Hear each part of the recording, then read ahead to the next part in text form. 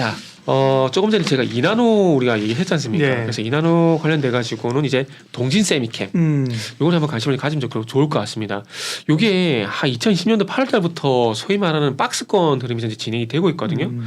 지금 보신 바와 같이 그 잠시 2021년도 12월 달 그리고 5월 달에 잠시 돌파할 것처럼 보였지만은 결국 이제 아래쪽으로 25,000원, 위쪽으로 4만 원. 그때 이제 일본이 박스권. 반도체 규제하고 네네. 그러면서 우리가 이제 국산화한다 그러면서 그렇죠. 다시 계속 소비자 관심을 국산화. 확 모였었죠. 예. 그랬었는데 근데 그때 잠시 튀었다가 지금은 네. 어쨌든 25,000원에서 4만 원까지 박스권 흐름이 지금 진행되고 있는데 네. 지금 여기를 돌파해야 될 숙제가 일단 차트 속에 있다는 말씀 먼저 드리고 싶고요. 이제 동지세미캠은 이나노 요쪽까지 좀 연결을 시켜보고 싶습니다. 여기 포토 레지스트 뭐 이런 거잖아요. 네네, 그렇죠. 네. 강광액 예. 만드는 업체인데 이나노를 얘기하기 전에 이제 ASML 얘기를 좀 해야 되는데 네. 아시다시피 ASML 같은 경우는 이제 우리가 EUV 장비를 각 도입하는 그렇죠. 회사지 않습니까? 예. 근데 이 회사가 내년에 처음으로 하이 NA EUV 장비를 출하할 예정이라고 합니다. 근데 여기에 이나노 이하 초미세 공정에 들어가는 필수 장비라고 해요. 필수 장비를 합니다. 그래서 제가 좀 전에 이제 이나노 2025년도부터 스마트폰 중심에서 이나노 양산을 한다 얘기했잖아요. 네. 그런데 이 ASML이 2024년도에 처음으로 이 EUV 장비를 출하를 하게 되고 2026년, 2027년부터는 대량 양산을 계획을 한다라고 합니다. 그러면은 삼성전자가 이 장비를 가져오게 되면은 이 장비를 가지고 반도체 공정을 만들어갈 때 들어가는 포토 레지스트를 동진세미캠 이제 하반기부터 개발을 시작을 한다라고 합니다. 그래서 결론부터 말씀드리면 이런 연결고리 때문에 이나노와 연결시켜서 동시세미캠도 이제부터는 관심을 좀 가져야 된다는 말씀을 좀 드려보고 싶어요. 예. 그래서 이게 하이 NA EUV 장비 같은 경우는 방금 말씀드렸듯이 이나노 이하 초미세 공정 필수 장비고 차세대 반도체 노광 장비로서 분명히 이 장비가 선단 공정을 가기 위해서는 필수 장비라는 것들을 좀 말씀드려보고 싶어요. 그래서 이게 항상 선단 공정을 하게 되면 이제 미세화 얘기를 많이 하지 않습니까? 근데 이게 초미세 회로 패턴을 그릴 수 있는 핵심 장비라고 합니다. 그렇기 때문에 이게 없으면 안 된다 그래요. 그러다 보니까 삼성전자도 그렇고 SK하이닉스도 그렇고 이 장비를 도입하기로 이미 결정을 된 상황들이고 그리고 선단 공정 투자에 대해서는 무조건 이 장비가 필요합니다. 그래서 이런 장비가 들어오게 되고 이 장비를 가지고 이나노를 시작하게 되면은 거기에 들어가는 여기에 맞는 이제 포토 레지스트를 이제 동진 세미캠이 이제 개발을 한다라는 거죠. 그래서 어찌 보면 하이 NA EUV 장비에 맞는 포토 레지스트, 그러니까 강광액을 이제 개발을 해야 또 삼성전자 쪽으로도 확고한 입지를 다져갈 수 있는 상황들이기 때문에 장비된다. 그 포토리스트 개발을 서두르는 것이 아닌가 좀 볼 수가 있고, 그리고 뭐 국산화가 많이 됐다고 하지만 아직 포토리스트 같은 경우는 일본 쪽으로 많이 좀 의존하고 있는 부분들이 있거든요. 그런데 그럼에도 불구하고 선단 공정에서는 일본 쪽에 뺏기지 않겠다라는 동진세미캠의 단호한 결의가 있었다고 합니다. 이건 제 내피셜입니다.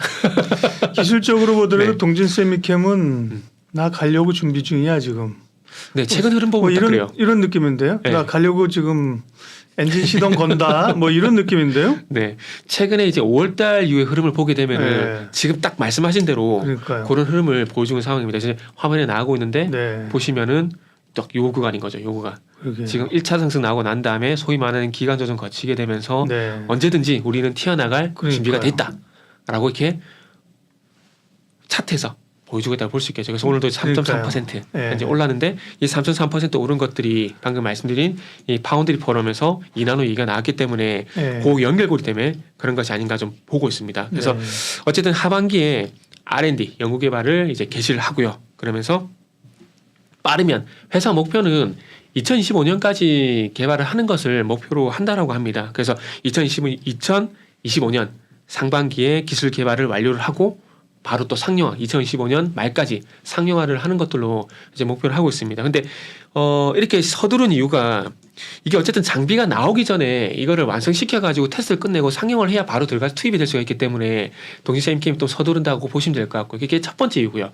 두 번째 이유는 또 강력한 경쟁자들, 일본의 기업들, 일본 기업들, 뭐 시네츠 화학이라든지 JSR, 최근에 국부펀드에 이제 매각이 됐죠.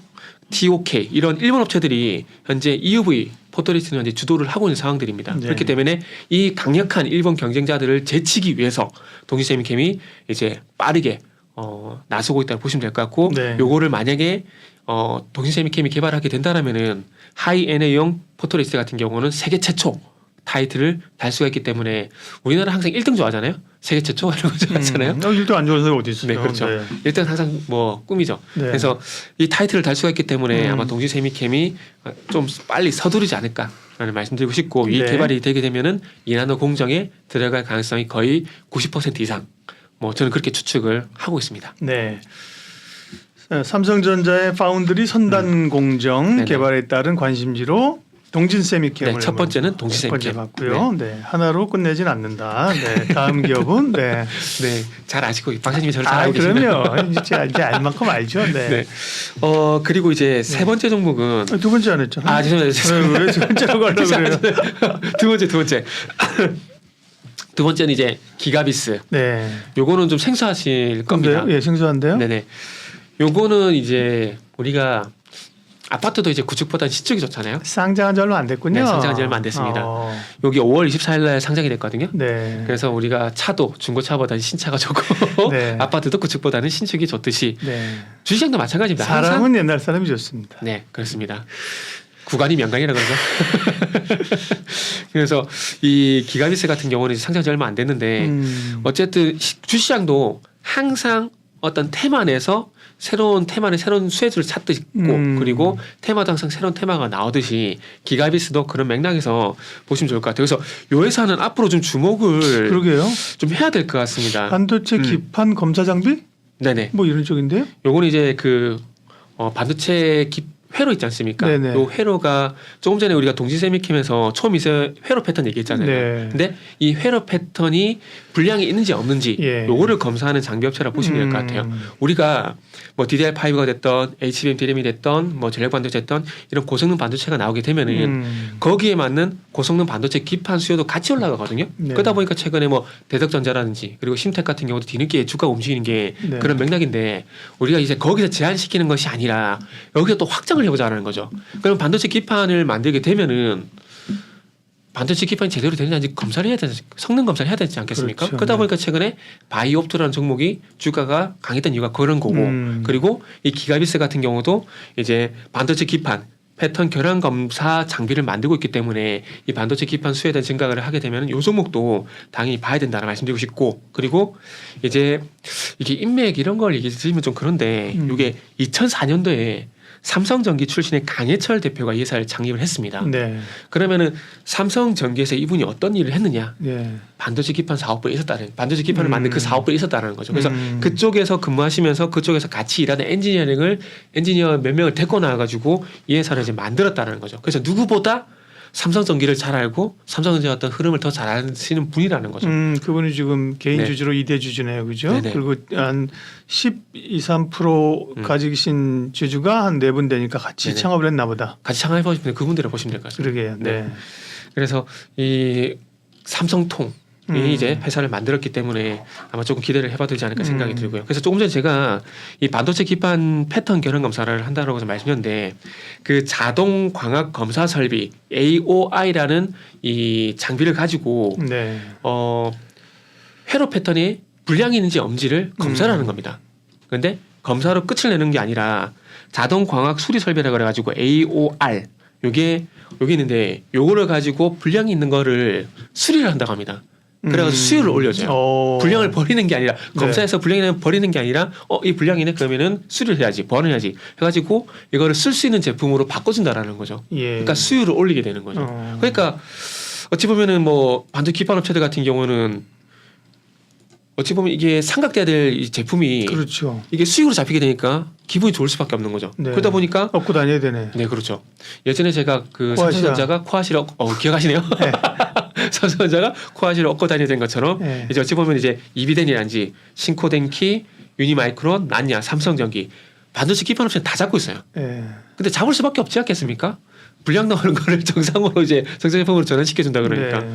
그래서 고객사를 확보하기 때문에 상당히 경쟁력 있는 회사라고 보시면 될 것 같아요. 그리고 이제 메모리 쪽뿐만 아니라 고성능 비메모리 반도체 기판 앞으로 대세는 비메모리지 않습니까? 시스템 반도체이기 때문에 또 그래서 비메모리 반도체 기판 내층 검사도 진행하기 때문에 아마 이제 반도체 경기가 좋아지고 이제 비메모리 쪽으로 이제 삼성전자가 계속 드라이브를 강하게 걸게 된다라면은 아마 기가비스 같은 경우는 그런 맥락에서 무조건 관심을 좀 가져야 되지 않을까라는 말씀 좀 드려보고 싶고요.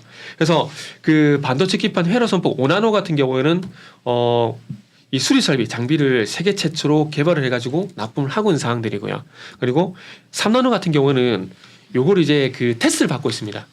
그래서 테스트가 완료가 되게 되면은 3나노 같은 경우도 이제 장비를 납품할 가능성이 상당히 높다고 보시면 될 것 같고요. 그리고 최근에 자동 광학 수리 설비 같은 경우는 이제 최근에 또 특허도 받았거든요. 그렇기 때문에 아마 이 회사 같은 경쟁력이 상당히 조금 이제 부각이 되게 된다면은 앞으로 주가도 한번 기대를 해봐도 되지 않을까 생각이 들고요. 그리고 이 회사 같은 경우에 이제 여담이지만 신규 상장주임에도 불구하고 주가가 96,000원. 그러니까 단순히 보이는 주가 같은 경우는 9만 원 정도 좀 비싼 부분이 좀 있거든요. 네. 그래서 그러다 보니까 한 가지 좀 걱정되는 게 뭐냐면은 예를 들어서 아직 무상증자를 좀 안 했으면 좋겠다는 생각이 들어요. 무상증자 하면 좋은 거 아니에요?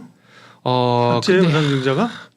저는 무상증자 그렇게 좋아하진 않습니다. 그러니까 무상증자 이후에 주가가 가면은 상관이 없거든요. 네. 근데 무상증자 하고 나는데 주가가 안 가는 경우가 대부분입니다. 그래요? 그렇기 때문에 투자자 입장에서는 전 개인적으로 안 하는 게 더 낫다는 거죠. 그래서 이 회사 그래서 주식이 1,260만 주거든요. 그렇기 때문에 1,200만 주 정도면은 그리고 여기서 주가가 더 올라가게 된다라면은 정말 이런 종목들 같은 경우는 작년에 한때 열풍이었던 무상증자를 할 가능성도 일단 염두에 둬야 되는데 아직까지는 뭐 그럴 가능성은 좀 떨어진다라고 보고 일단 추가적인 상승이 나오지 않을까 이런 관점에서 일단 말씀을 한번 드려보고 싶습니다. 그래서 일보일이 얼마나 되나 보죠. 일보일이 할 가능성이 있네요. 네, 어쨌든 간에 기가비스 네 좋네요. 네, 주가 희한한 게 근데 신규 상장 물량은 항상 이제 보호회수 물량이 풀리잖아요. 네, 그렇죠.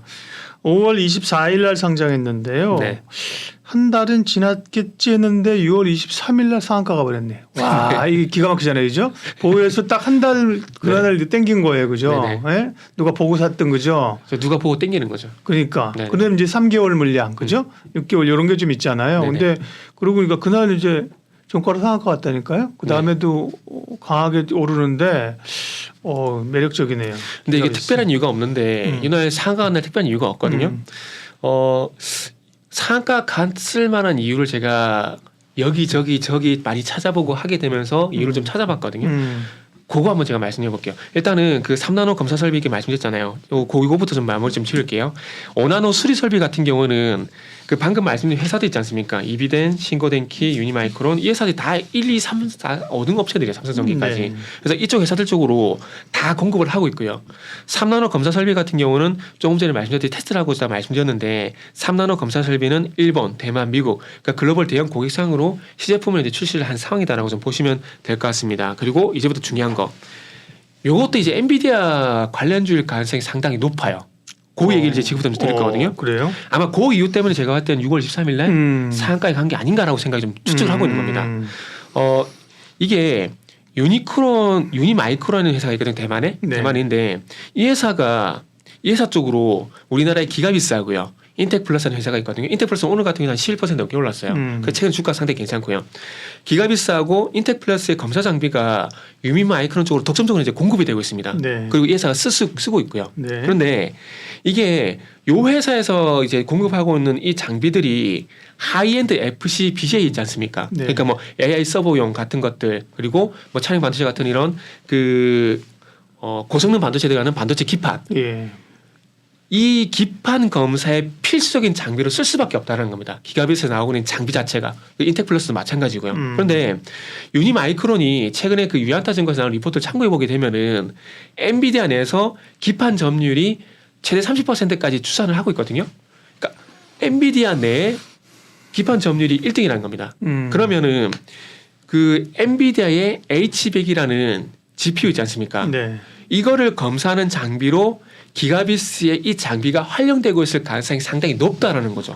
왜냐하면은 엔비디아도 그렇고 최근에 애플도 그렇고 TSMC 쪽으로 뭘 계속 요구를 하고 있냐면은 후공정 쪽으로 좀 강화를 해달라 이런 요구를 좀 하고 있는 상황이거든요. 그리고 이제 TSMC 같은 경우는 그 코워스라고 발음했는지 모르겠어요. COWS인데 코워스라고 저는 발음을 하거든요. 네. 코워스 패키징 그 과정에 요 장비가 채택이 돼가지고 쓰고 있을 가능성이 상당히 높다라는 거죠. 그렇기 때문에 엔비디아 쪽으로 직접적으로 공급은 하지 않지만은 방금 말씀드렸듯이 대만의 유니마이크론이란지 TSMC라든지 이런 연결고리를 가져가봤을 때 엔비디아 제품의 검사 장비로서 활용될 가능성이 상당히 높다라는 겁니다. 이게 뭐 어딜 찾아봐도 이런 내용은 잘 안 나와 못 찾으실 건데 제가 좀 전에 말씀드렸듯이 저도 블로그 검색을 되게 많이 하거든요.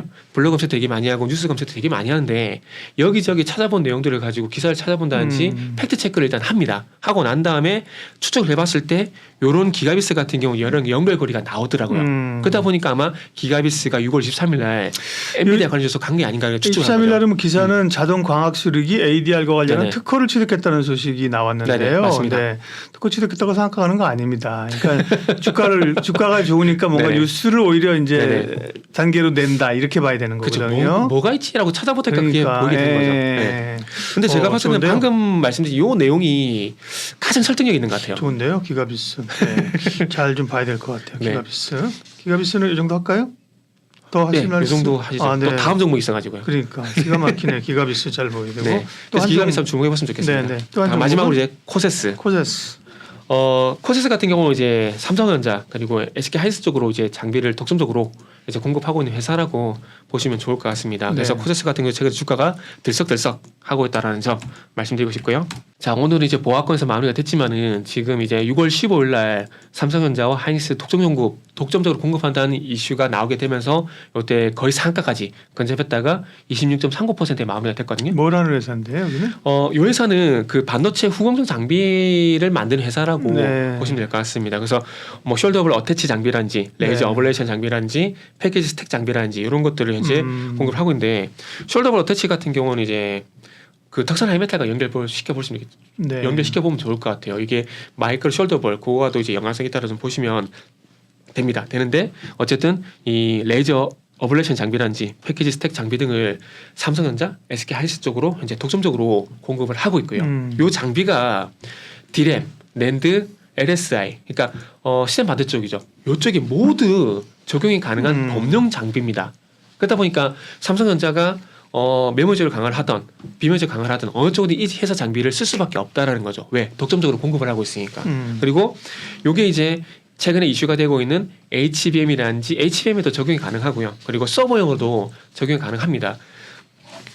HBM 같은 경우는 이제 삼성전자도 진심으로 이제 나서고 있다라고 좀 보시면 좋을 것 같은데 이제 4분기부터 이제 삼성전자도 HBM 12단 24GB 제품을 4분기부터 본격적으로 양산을 한다라고 합니다. 그래서 그런 측면에서 보게 된다라면은 이 코세스 같은 경우는 또 마찬가지로 관심을 가져야 된다는 말씀을 드려보고 싶고요. 그리고 뭐 엠코 테크놀로지 코리아 이런 회사들 같은 뭐 글로벌 패키징 기업 쪽으로도 뭐 후공정 관련돼서 수혜가 되는 기회라 보시면 좋을 것 같고요. 그리고 이제 마지막으로 말씀드리고 싶은 부분은 뭐 기사에 다 나온 내용이지만은 네. 이거 저는 찾는다고 찾았는데 찾고 나니까 기사가 다 나오더라고요. 애플의 비전 프로 관련주.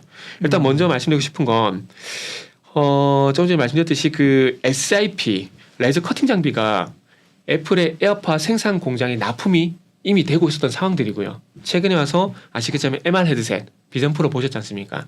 그리고 애플의 비전 프로 생산 라인 쪽으로도 DDIC 레이저 컷 장비가 독점적으로 공급이 되고 있는 상황입니다. 그래서 앞으로 저는 개인적으로 MR 헤드셋이 저는 이 밴드가 좀 에러긴 한데 저는 전반적으로 제품 잘 나왔다고 보고 있거든요. 네. 그래서 조금 이제 처음에는 혹평이었다가 조금씩 이제 호평으로 바뀌고 있는데 앞으로 이게 많이 좀 부각이 되게 된다라면은 그거 관련돼 가지고도 그 이제 코세스 좀 부각이 될 가능성이 있기 때문에 한번 관심을 가져보면 좋을 것 같습니다. 그래서 오늘은 세 종목 동신세미캠, 기가비스 그리고 코세스 세 개 말씀드리겠습니다. 세 개는 항상 기본으로 얘기하죠. 네. 기가비스가 제일 땡기는데. 저도 마찬가지입니다. 네, 물론 뭐 네. 그렇다고 느낌 왔는데. 그래 주가 가면 얼마나 좋겠어. 그럼 우리가 여기 아니죠, 그죠? 예, 여기 방송 안 하고 우린 저기 몰디브에 가서 그죠? 몰디브에서 이제 빛이- 모히또 한잔 마시죠. 그런데 몰디브 모히또 맞네요. 예? 뭐. 모히또에 가서 몰디를 먹는 거죠. 아, 예, 그런데 이제 근데 네. 저 항상 그런 거고요. 신규 종목이라는 또 매력이 있고 그죠? 네네. 아까처럼 뭔가 뇌피셜로 봤을 때 네. 또 엔비디아하고 엮일 수 있다. 근데 또 단점도 있어요. 시총이 벌써 1조가 넘어요. 네. 예? 그러니까 1조 1,000억이에요. 이 정도 급이면 3,000억은 적고 그죠? 한 6, 7천억에 1조 가는 게 이런 그림이 좋거든요. 그죠? 네, 네, 근데 그렇죠. 보면 뭐 보세요. 아까 동진세미케미와 월락 뭐 사실은 지금도 대형주고 그러니까 1조 9천억 2조고 코세스 같은 경우는 말씀해 주신 게 아까 시총이 그리 안 많거든요. 2,500억인데 그죠? 네. 와 이제 기가비스는 신규주이고 그런데 벌써 매출이 1조 시가 시총이 이제 1조 1,000억이니까 넘었죠. 그죠? 네. 마늘 조금 왜 적지 않나요? 그렇죠. 네. 제가 오늘 이렇게 종목에 대한 장점만 많이 말씀드렸는데 아까 음. 제가 또 무상증자 가능성도 말씀드렸듯이 그러니까 동체양면 같은 것 같아요. 그래서 주가가 좋을 때는 좋은 것만 보는데 이게 이제 슈어 서포트 테크라는 종목이 잘 가다가 최근 좀 주춤하고 있거든요. 그래서 주가가 좋을 때는 그런 것들이 이렇게 많이 시장에서 신경 안 쓰니까 네. 그렇게 말씀드렸는데 이게 좀 그런 게 있는 것 같아요. 시장이 항상 이런 표현을 쓰면 그렇지만 집 보고 싶으면 보잖아요. 그렇죠. 네. 투자자가 그런 거죠. 네. 네네. 그러다 보니까 방금 음. 박사님께서 말씀하신 이런 뭐 시총 신규 상장점에도 불구하고 높은 시총 그리고 제가 말씀드린 무상증자 이런 것들은 이제 참고 삼아 염두에 일단 두고 계속 지켜봐야 될 종목이다라고 말씀드려야 될 것 같아요. 네. 네네. 참고하면서 네, 그렇죠. 그래서 늘 얘기하는 것이 분할 매수 분할 매도 하자. 네네. 한 번에 내가 사는 날부터 날아가기 시작하고 내가 파는 날부터 떨어지지 네. 않으니까. 네네. 네. 반도체 가운데서 이제 삼성전자의 파운드리 확대 네. 또 뭐 관련된 사실 지금 관련된 거고 요거만 꼭 관련된 건 아니에요. 그죠? 반도체는 그렇죠. 여러 가지가 있는데 네. 포커스를 맞춰 가지고요. 동진 세미캠, 기가비스, 코세스 세 종목을 집중적으로 말씀해 주셨습니다. 알파프로 정태근 팀장님께서 말씀해 주셨습니다. 고맙습니다. 네, 감사합니다.